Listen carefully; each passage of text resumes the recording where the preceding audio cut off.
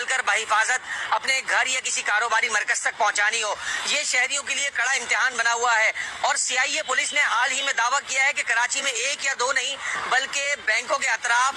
तकरीबन 25 ऐसे डाकुओं के ग्रोह सरगर्म हैं जो कि मुतवातिर वारदातें कर रहे हैं कैश छीनने की। वो शहरी जो कि बैंकों का रुख कर रहे होते हैं रकम जमा कराने के लिए, उनसे रास्ते में जो घात लगाए डाकू हैं वो वारदातें करते हैं, या फिर वो शहरी जो बैंक से रकम निकाल कर अपने कारोबारी मरकज या घर तक ले जा रहे होते हैं उन्हें रास्ते में किसी सुनसान मकाम पर लूट लिया जाता है। SSP SIU जुनैद शेख ने इस बात का दावा किया है कि शहर में बाकायदा मुनज़्ज़म अंदाज में डाकुओं के 25 ऐसे ग्रोह जो है वो ऑपरेट कर रहे हैं। साथ ही उन्होंने ये भी दावा किया है कि हाल ही में